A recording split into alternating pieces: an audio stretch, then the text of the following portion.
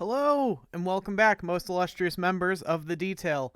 I'm your host, D, also known as MTF Doom on the internet, and today we're covering this sick hybrid amalgam deck to my right. I'm going to go over some more stuff I missed with yesterday's deck, revolving around the situations where Kitty Pryde is good. I want to actually outline her use cases, because she isn't a generic one cost like Nebula was. And we have some light channel updates, and we're going to talk about the OTA patch very lightly because there's more of that coming, but I just wanted to cover it while it was still hot and fresh. I hope you enjoy.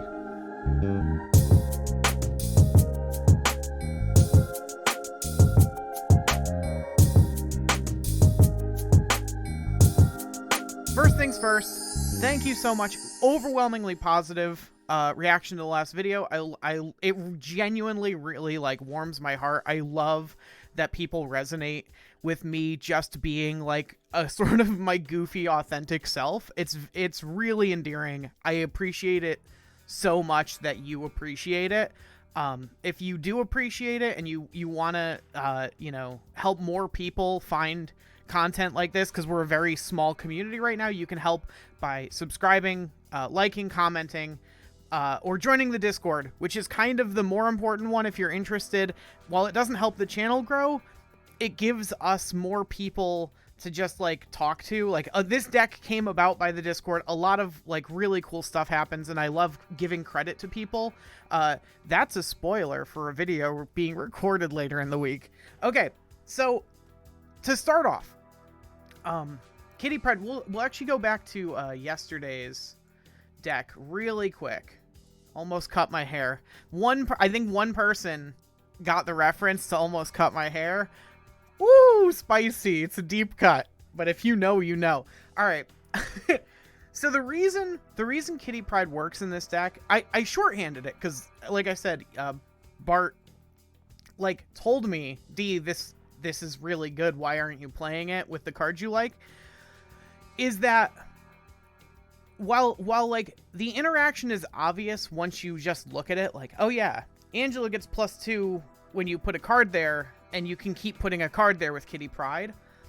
We're gonna look at why that's good on Kitty Pryde's side. So the thing is, you're paying 1 energy for 2 power when you play Kitty Pryde, but she starts at 0, so you're always 1 turn behind. So you're not getting a 1-2, you're getting a 2-2, right? Because you had to play her twice to actually get that power on the board. Then she's back in your hand and she's 4. But then when you play her, she's a 3-4 because you've played her 3 times. So while if you play her 5 times and she's a 5, 10? I think that's right. 3-4, and then a 4-6, and then a 5-8. No. So she's always slightly behind curve. She's always slightly less power than what you would get with a vanilla. So the way you buff that up is by basically adding riders to her power gain. And you'll do that by playing cards like Angela, where now every time you play Kitty Pryde, she's actually worth 4 power. She gains 2 herself and she gives 2 to Angela. Bishop, where she's worth 3 power because she gives Bishop 1 and she gets 2 herself. Or Collector, where she's worth 3 until the last turn, because she gets 2 herself and gives 1 to Collector upon bouncing. So she is only worth that. So Collector, if he didn't get buffed, to a 2-2, we wouldn't be playing him. But he did, and so he's just barely good enough because of some of the other synergies we have that we're okay playing Collector. Okay, so all that out of the way. So now that's the reason Kitty Pryde is good in these decks. And I regret having not sort of made that explicitly clear, that you have to math out Kitty Pryde as getting more power than just the power she gains, because she is not a generic 1 cost. Do not use her like you would use Sunspot. Use her in other decks like this. The upside is that Angela and Bishop are both pool 2 cards. So is Collector. These are all really early cards. So is Beast. So a huge portion. Yeah, you could build a lot of this deck in pool 2 and just dominate pool 2. Honestly, it might be too good for pool 2. Woo! All right, this deck's sick. This deck was yesterday's deck. Really great reaction to it. Now, Shaz of custom card fame brought this deck to my attention. I thought he built it. I guess he got it from a different... he got the deck he sent me, which included Cloak and Chavez? Yeah, Cloak and Chavez were the differences. Instead of... Right now it's Star-Lord, because I need to do the stupid mission. I've never played Star-Lord. This is a sick variant. That's cool, but, like, I don't play Star-Lord. And what else did we include? And then Collector, because I've just been really enjoying playing the Collector. So, Collector, again, is a payoff for Kitty Pryde, Beast, and Falcon. Cloak would be a payoff for Human Torch and Angela, and Spider-Man. So you're sort of taking, you know, it's 6 of one, half dozen of the other. I actually think ultimately I might end up moving Star-Lord to be Cloak. Right now, Star-Lord's in here, I said, because I have to do the mission, but it was Moon Girl, and that was, again, for the Collector, and, like, to get a second copy of Kitty Pryde, or, like, a zero-cost Nightcrawler Human Torch combo added to your hand, something like that, or Iron Fist Human Torch. But this deck is sick. This deck has the most going on. It's the same basic premise, except that you're trying to get, like, a 1-cost Spider-Man on turn 6 or 5. You're trying to move Human Torch using Iron Fist, and then replay Human Torch and move him again. You know what? Just for that, we're actually going to do Cloak. We're going to do Cloak now. But I do think when I'm done with the Star-Lord thing, it's going to be both Cloak and Collector, and not Chavez. But that might be wrong too. The point is, the deck is really cool. The deck is like, the move package also synergizes really well with Angela, is the thing, because you play cards into Angela's lane and then move them out, which is maybe why Cloak is better. Collector is usually a third win con, but we're just going to use Human Torch as a third win con. I was playing it the other way. We'll do some play testing like this. I sort of... This is also why I like doing these videos, because I can talk myself into stuff like this, like, in real time. It happened when I was recording yesterday's video. I had Sarah... literally, I recorded it twice, because I had Sarah as the top end of yesterday's video, and as I was recording it and talking about the different synergies, I was like, Sarah has no synergy. Like, Sarah's not good here. And so I re-recorded it and, like, just sort of made a passing reference to the fact that, like, yeah, I had Sarah here and I changed her to Chavez. That's what actually happened. I recorded the whole video and then changed it. Luckily, I hadn't recorded my gameplay yet. So that's it for this deck. I'm gonna jump into gameplay, and then at the outro, we're gonna talk about some upcoming projects, and then the OTA patch stuff. So if you're not interested in that, thank you for watching. Whatever. I appreciated all that. Like, no obligation. If all you needed was the deck tech, you have it. We're good. Totally cool deal. If not, I'll see you on the other end of the gameplay, and then at the outro. I want you all to be extremely proud of me. I remembered to change my banner before I started recording gameplay, so we actually get to see the first match, because normally I forget to change that little thing above me and then have to either not include it, or it's just real awkward. We got Kitty Pryde on 1. Oh, there's a hot location right now, or a feature location. I don't know if there's a difference anymore. That says you can only play cards here on turn 5. So that with Avengers Compound sucks. It just big suck. Huge, gigantic suck. We'll see if we get both or not. But we are chilling so far. We got the Bishop to start getting rolling buffs. We're probably going to end with most of these cards in Nidavellir, right? Our 1 costs. It lets us flood Nidavellir on 6. And, you know, they already committed a Quinjet. Ooh, that's not good. So now we have a question. Oh, that makes it even worse. Do we want to play out Bishop in the hopes that... No, because playing out Kitty Pryde gives us a... it basically gives us an additional card. You know what I mean? You see what I'm saying? Because we're going to shuffle away, and then Kitty Pryde will re-enter our hand. Yeah, so we're both shuffling 3 away and getting our Kitty Pryde back. We both took the same line. Okay. I mean, it's not great, but it's okay. Them getting their Angela out earlier than us. Oh, all right. You know what? We would really... All right, we're going to do... This is the other awkward thing as I was playing this. Is... All right, maybe we go like this. Is that you can't... Oh, sorry. Is that you can't play Angela to the left lane, usually. We're going to go like this. No. Oh, this compound is really messing with us. Yeah, I guess we're just going to do this, and we are going to hope that the bounce card we draw is Falcon instead of Beast. And then we're in a pretty good spot. And if it's not, we're not in a great spot. Yeah, they got kind of the same thing going on. I don't know what Quinjet's doing. Maybe they are including... Hey! Remember that thing I said? Remember when I was like, I hope it's Falcon instead of Beast? Alright, so we're going to get 1, 2, 3, 4 back to hand right now. Which doesn't buff our collector because we don't have one. But I think it's okay.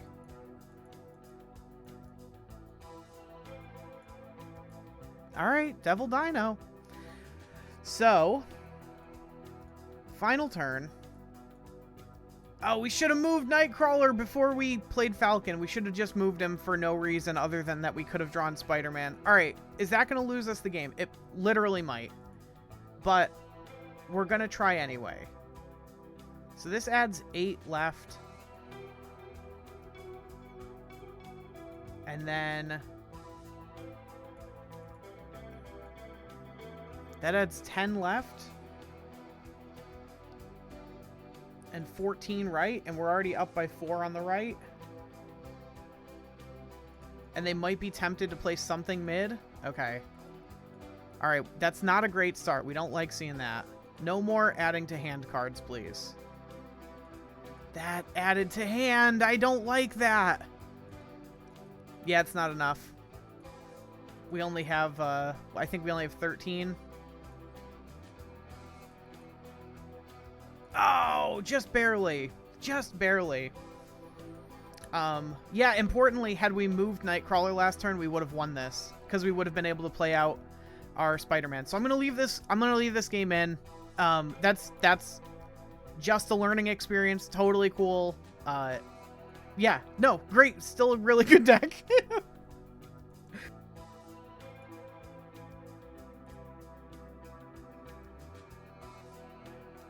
Alright, we got Bad Robot who can lift Mjolnir. That's important to know. You always got to check the title to see if your opponent can lift Mjolnir. This is an awkward start. We got 2 move, but no Spider-Man and no Nightcrawler. And no bounce for the hood. So I think we're just gonna chill. Oh, you're also supposed to check how many cards they have in their deck, but I literally just don't do that. Okay, Angela, we'll go Angela right. Although, from playing yesterday especially, the Angela right, or like earlier today, I suppose, after a reset. Yeah, alright, you know what? This is absurd. This is absurd, and I hate it here. Okay, so I think we're okay. The lockout locations on the right when you're playing a move deck, because like everything moves left, it's really tough. It feels personal. I assume they are going to try to go into Bifrost. Do we? Maybe we just cloak.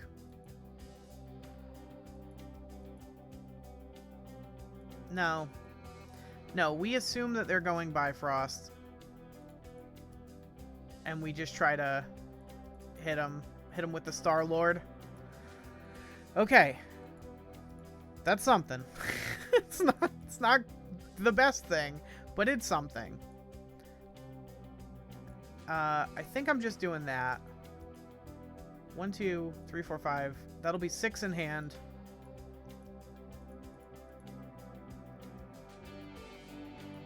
Are they also a destroy deck? Yeah. Alright, so they're up by 2 in Sanctum. But on the upside, we can cloak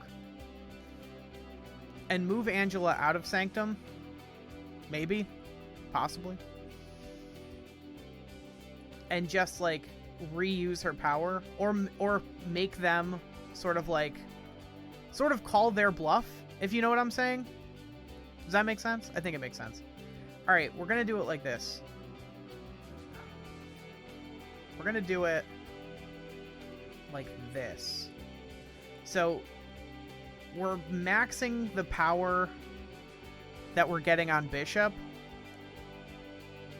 and then we're allowing movement to the center lane with the possibility of moving Angela, and we're also moving something now so that our Spider-Man retains the 1 cost next turn. So we have 11, 14, something like that, plus whatever we draw next turn in power. Okay.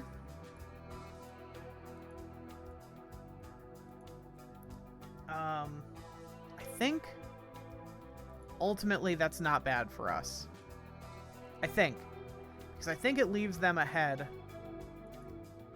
Yeah, on priority, which we want. Because I kind of smell a Killmonger? Maybe? I don't know if I smell a Killmonger.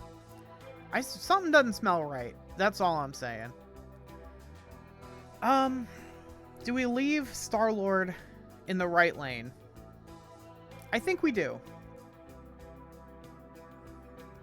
And then, like that. But that might not ever win. Wait, okay, so we got 9, 10, 11, 12, 13, 14 left. So, I mean, do they add 10 left? They might. But do they ever win center if they do that? Probably not. Unless they move Venom. In which case we win right. Okay. So they had 5. But then I think we win center because of that. And we win left. Yeah! Hell yeah! Hell yeah! We take those. We take those. Alright, next game. Alright, so we played a couple games. And the thing that I feel like I'm noticing is that we really want the extra consistency afforded to us by Chavez. I don't know where the hell to add her. Like, I don't know what to take out for Chavez. Because the deck is real. Like, it's probably Star-Lord, but I need to play the stupid Star-Lord for the stupid quest. You know what? Maybe we're just gonna remove Star-Lord now, and I'll finish my quest with my other deck, because this deck really, like, it has so many engines and so many pieces, and it can do really powerful stuff. But it needs kind of all of it, and this is just like adding Chavez just increases your consistency of seeing all the other pieces, right? So, and there's very few things you want to see on turn 6 anyway. So we're gonna keep playing with this variant. I guess I gotta change. Yeah, we're gonna keep playing with this variant, and then I'll catch you at the outro. So we're gonna.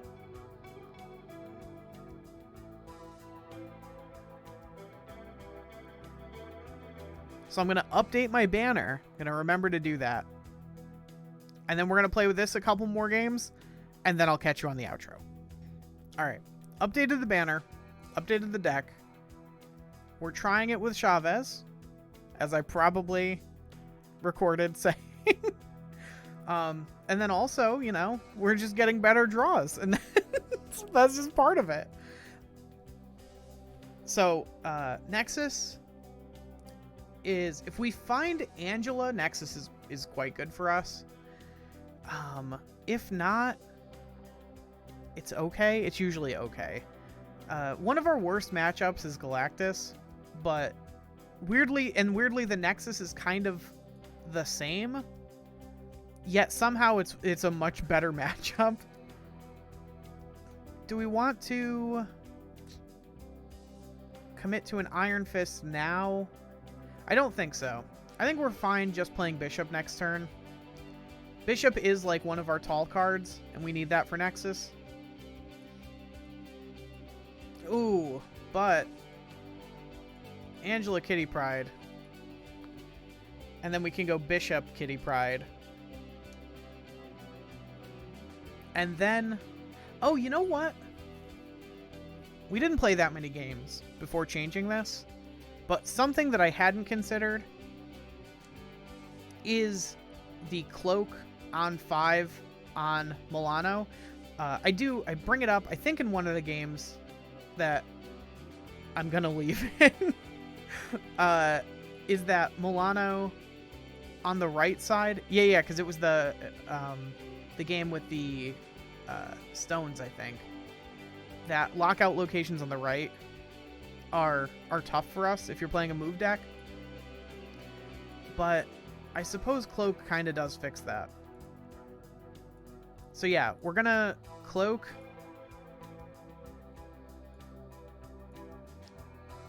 on 5. Yeah, that's fine. That's kind of weird, in fact, right? Oh, is it Galactus? Is that what's going on? And they're gonna play Nimrod center?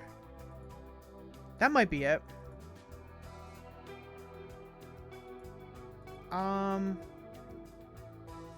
Then we'll do that. And then I think we're happy almost no matter what. Yeah?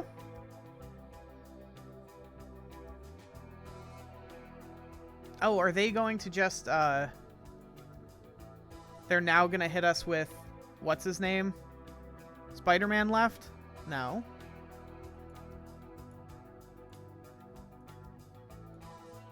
What are they doing? This also gives them priority, which is good for us, right? I understand. What's his dick over here? All right, you know what?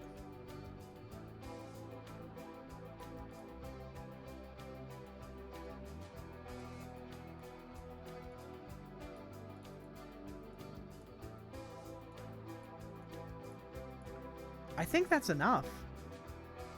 I think that's enough. Yeah, we figured it out.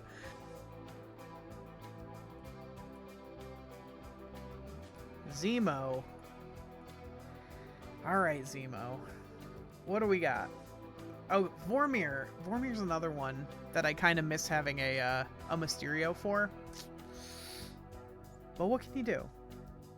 I guess we can get into it with Iron Fist. Or we could just give up, like, Hood or something.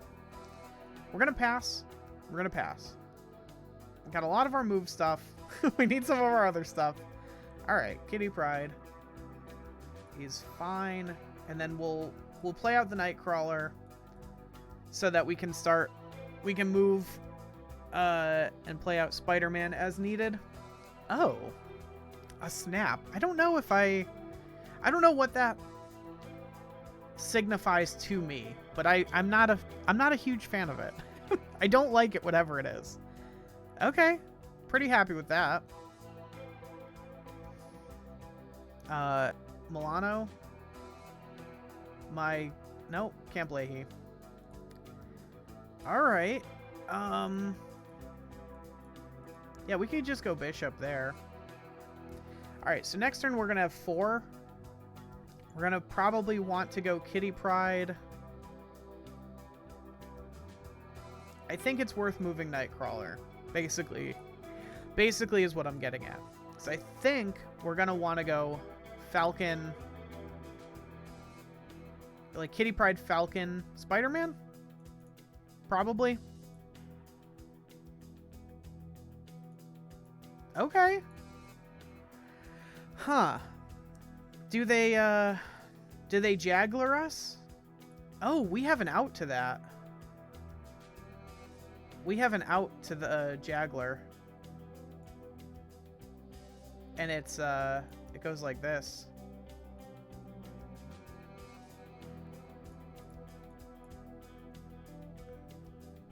Yeah, that's pretty good. Nope. Nope.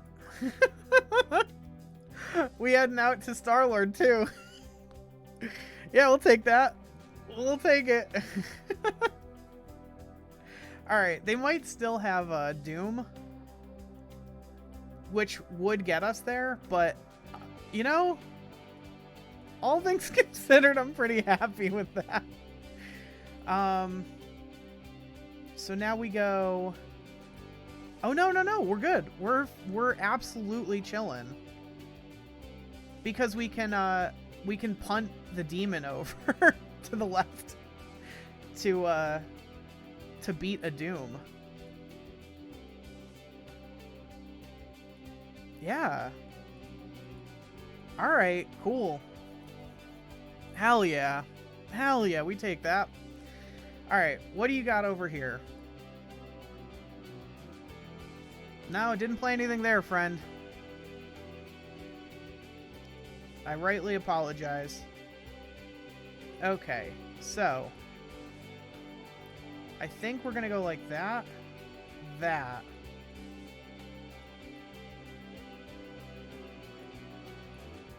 That. Maybe that. Because this still adds 3 power here. And Kingpin is mostly just getting used for another bit. I mean, it puts us ahead, right? I think this wins, like, this puts us ahead in all the lanes. It beats Doom. It beats a lot of what they can have, yeah. Oh, hell yeah. Ooh, the Iron Fist dodging the on reveals. Iron Fist dodging the Guardians of the Galaxy. Good stuff. Alright. Hashtag free arrow. I hope everything still sounds okay. I actually... Yeah. Hell yeah.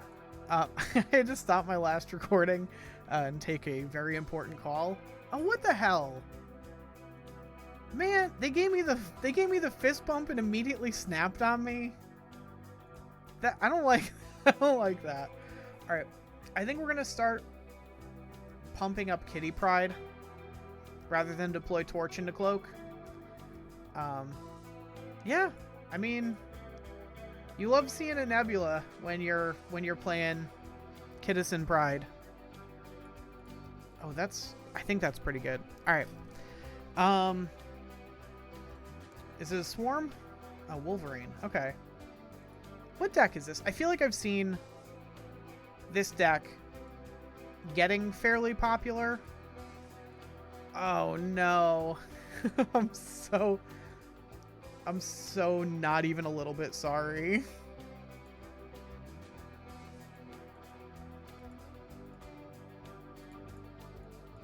Fist bump again? Okay, alright. What do we got?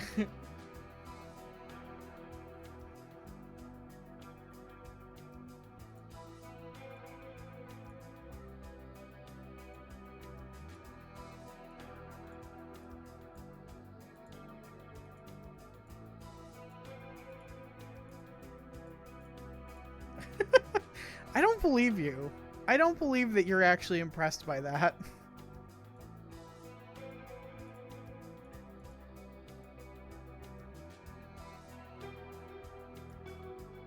Oh, do they have a Killmonger? Is that what's going on here?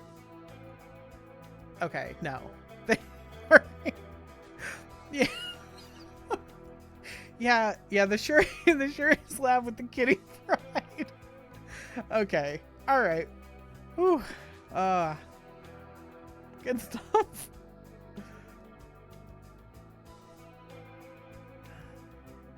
Alright.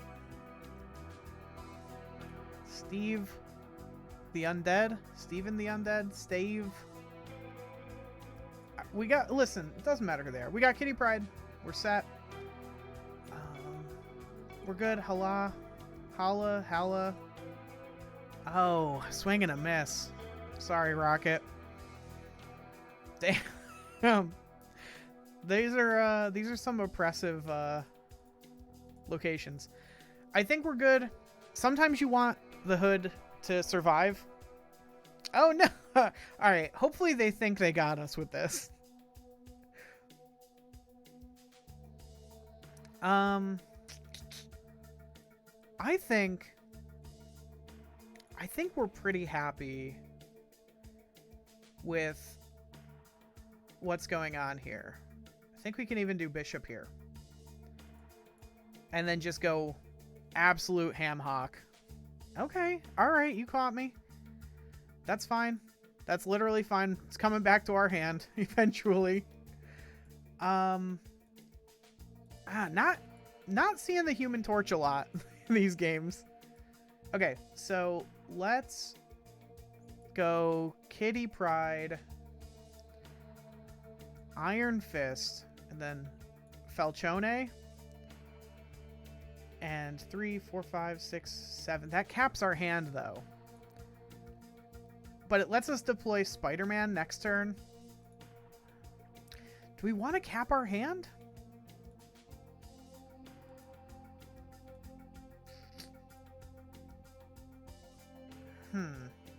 Yeah, I'm okay with it. I'm alright with this. Huh. Are they going to follow up with Gamora?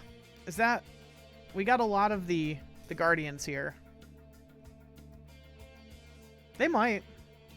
They might follow up with a Gamora. Do we ever beat a Gamora? We also might.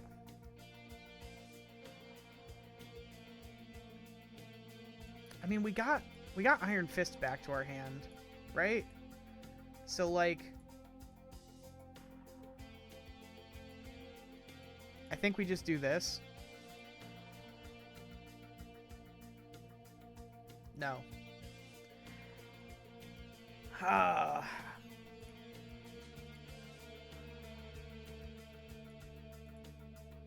No. Okay, we're gonna do... What are they gonna play?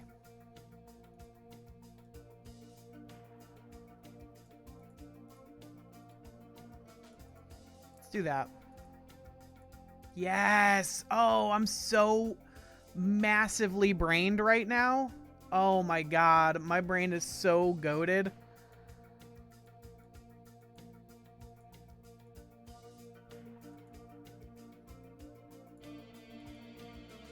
Wow.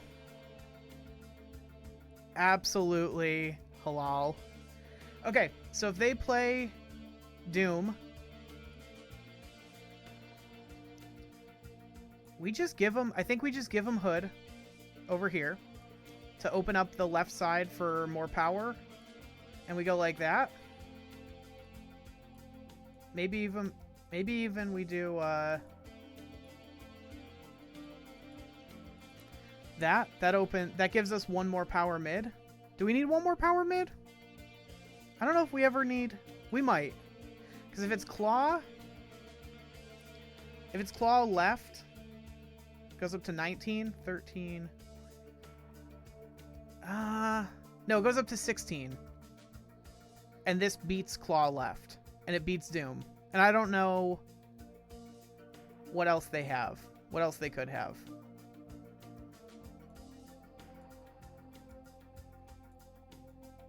Let's see what they got. But this beats Claw left, and it beats Doom anywhere. Yeah, sick. Absolutely. We take it. We take it. Oh, that cloak. I was on the fence when we started recording about cloak, but I mean, that's what did it. All right. Probably the last game. I've actually, you might notice differences in the quality, the audio quality, between games. I've had to stop and restart recording multiple times and take like really important calls. So hopefully I don't sound too different between each of these takes, but yeah, this is probably going to be it so I can actually get this video edited and released today. But we'll see. We'll see. I miss Collector. Every time an opponent plays Collector against me and I'm playing this deck where I don't have Collector, I'm just a little bit more sad. The world is a little bit of a darker place. All right, they're going hard.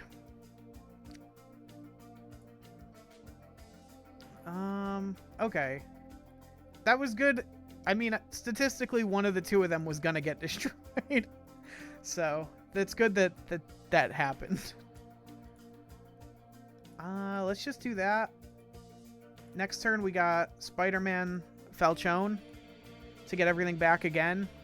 And our Bishop's gonna be real big. Yeah, they're taking a long time to get set up, though. I mean, they might have, like, a really explosive turn 6, but they're gonna need it. Because they're taking a long time to get set up right now. Alright. Oh, that's really good as well. Alright, yeah. We go there. I mean, I guess we could just do that. That and that. We get 3 back to our hand. We have the ability to move our biggest threats to the right.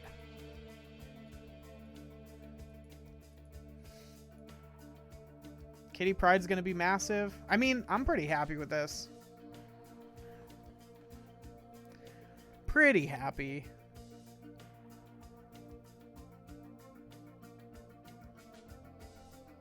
Because we know we're not going to draw Spider-Man. We know we're going to draw Chavez. We don't have to move Nightcrawler. That was the misplay we made in the game 1. All right, cool. We didn't even snap. Embarrassment to my family. Okay. Yeah, I don't know why our opponent retreated. Because, I mean, like, if their hand is just very awkward, like, isn't going to do anything, like, by all means, whatever. We've definitely retreated before, but we didn't snap, so it is free for them to stay in. But, all right, I'll take it. I'll take it as the last game. All right, so we're going to talk about the patch. If you didn't see, the patch, I'm of two minds right now.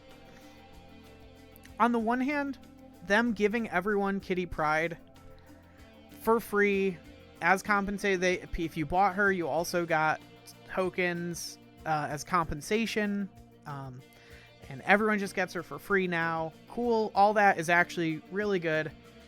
I think there's a reason they released this update the same day they gave everyone a free card, because I think it would have gone over like a lead balloon otherwise. And I think it's still mostly bad. So there's the regular series drop. Master Mold, Negasonic, and Nimrod are 4. Sentry, Surfer, Dazzler, Shadow King, Sauron, and Ghost are 3. Do you remember me calling it? Do you remember? I'm not going to go back and find the video, but I pointed out that they were basically probably going to include medium bads going forward at some point that were perpetually Series 4. This is actually worse than that, because this demolishes the ability for free-to-play players to optimize their their purchasing habits, and that sucks. That's super anti-player. So if you don't realize that what's happening here, and they have like legalese down below, they spell it all out in this very like they're speaking out both sides of their mouth. It's very politician talk, but these two, based on all the data we had available, should have hit pool 3 with this drop. right? Basically, cards have been introduced to pool 5 and have dropped consistently to pool 4 and then 3 based on a set amount of time. That has been the expectation. They never said that's how it worked. It has just happened like that repeatedly enough times that people were able to tell with, until today, with 100% accuracy when cards would drop. And they changed that this time. And they changed it for at least one of the best cards that would have dropped. Arguably both of them. Null is more niche, but Darkhawk is bonkers good. Darkhawk is a mainstay in a lot of decks. And the fact that, like, and like, if they had just announced that these were staying in pool 4, they were like, oh, these are medium bads, they're staying in pool 4 in perpetuity, this would actually be less bad, because it would at least optimize you to be able to make this decision of, like, I would like to buy Darkhawk versus try to open him. But it's not even that. Who knows when they're going to drop? And that's way worse. Because if you're trying, like me, you're a free-to-play to very low-paying player, right? Like, I'm just a season pass enjoyer. I need to optimize somewhat my purchasing habits, because otherwise I will fall behind. And I'm fine putting in that effort of, like, planning out my purchases, as I think a lot of people are. Like, in my Discord, a lot of people brought that up too. Also, this conversation already happened in my Discord, just so you know. Shout out to Clips, Bart, and Azurandis. That's as close as I'm getting, but I think it's pretty close. Who have had, like, a pretty long conversation about all of this already. I'm not gonna be able to point out whose points are whose, but, like, you know, a lot of this has already been hashed out in the Discord. This is the worst of all worlds, because it breaks the deal that they had going implicitly with the players, especially with the free to low paying players who have to work within this system to keep their collection viable. This is not good. I believe it was Clips who was like, they're speed running bad economic decisions. The ranked mode we kind of talked about yesterday. You just need less cubes per rank, but you also get less when you rank up. So when you go, like, we hit 80 yesterday, and we only went to 83 instead of 85. But overall, you need less. I think it maths out to almost exactly the same amount of cubes you need. It just, you feel like you're making quicker progress. Although you also feel like you're making quicker progress downwards when you lose. There was a crystal change. We talked about the wave change yesterday. Crystal is, like, maybe niche playable now. She's just a 4/4 that draws each player a card instead of this awkward fucking shuffle your hand and then draw 3, and it's only at the middle location, and if it's a Tuesday. This is a much more just, like, generically good card that you can kind of put it. It's not it's a generically mediocre card, but this was a generically bad card. Wave now works sort of like as your human brain probably processed it worked. All cards just cost 4. Like, there's just a 4 in the top left corner of all the cards. I'd still like to see if this works with Sarah, so that it would make them all cost 3. And if that's the case, maybe there's some play here, but maybe not. Basically, your death doesn't get reduced anymore. Your She-Hulk doesn't get reduced anymore. Like, they cost 4. They just cost 4. Because of that, death got a 1 cost reduction. So, yeah, it's whatever. You have to destroy 2 cards to make death like a vanilla, and any more than that, you're good. It's fine. I think death is, like, kind of dead with the wave, but we'll see. And White Queen is just so that's another thing that we kind of talked about in Discord, is, like, White Queen has had a text update to reflect what it does, because it doesn't actually draw a card, right? And we had this problem because I've brought this up before with Jeff, and there's, like, a little bit of belly aching, but Jeff says nothing can stop you from playing him at a location. And I found out recently that includes Sandman. Your Sandman doesn't stop your opponent from playing Jeff as a second card. And, like, I guess that makes sense on some level, but, like, I really wish there was more, because at one point Yondu said like removes the top card of your opponent's deck, and they switched it to say destroy because it matters if like if a card was destroyed, it matters, right? Like if it was removed, it doesn't matter, but if it was destroyed, it does, for death reasons and null reasons. So it's like, well, nothing can stop you from playing Jeff. Okay, well, can I play him as a 5th card at a location? Like nothing can stop me from playing him. So why can't I do that? Well, like, I get why Sandman might not, but like surely some things stop Jeff, right? Like I can't play my Jeff in your game. Like, as funny as that would be, right? But like their words matter, and I like they understand that because they're making changes like this. Like you don't draw the copy, you just copy it. You don't you add a copy to your hand, you don't draw it, right? And that like that matters for like if you drew a card, like that matters a little bit. And that matters way less as far as I'm concerned than the Jeff and Sandman thing, but they're fixing it so that it's obvious to players. And because there's no repository of like general knowledge like Magic has, where you can look up a rules, like a very inconsequential rules thing, they don't have that for this game. They really need the cards to say what they mean. And so having a more flavorful, like, oh, nothing can stop this card, is cute, which is what Jeff is supposed to be, is cute. But by the same token, it's not great for the game. Like, some things stop you from playing Jeff. But most things don't. But not nothing. You can still only have 4 cards. I don't think you can play Jeff to Space Throne if you already had a card there. Although I might be wrong about that. Maybe. I actually don't know. The other thing is that the destroy thing is weird, because I don't think if you hit Yondu, I'm going to actually ask in Discord if someone wants to jump in and test this, and I might even include a clip. But if I Yondu and I hit your Wolverine, does it enter the battlefield? I don't think it does, even though it got destroyed. I don't think that it works like that. But I don't know. I want to find that out. But having everything be as clear as possible is really important, and I think they could do better, at least a little bit. But I think they could do a lot better. Yeah, and then the other thing is, yeah, flexible. Fucking, I hate this shit so much. Oh, there's a flexible series release now and flexible drops.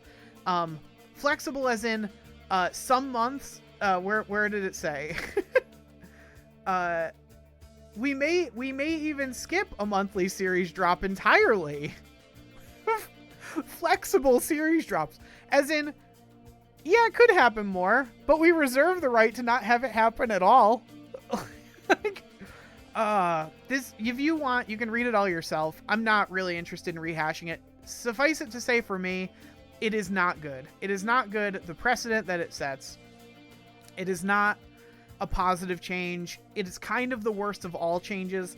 They didn't even announce it ahead of time that they wouldn't be dropping series in the way that you were expecting, so that you could kind of plan around it, and all of that to say I'm not a fan of this or how it was implemented. Finally, I guess second to finally, you can now buy, starting next month, you'll be able to buy a Series 3 mystery card for 1,000 tokens.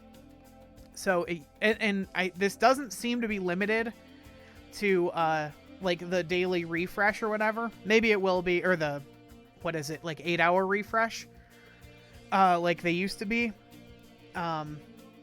Which is cool. Like, you can get through Series 3 faster, get it's random, but, it's better than what you have right now.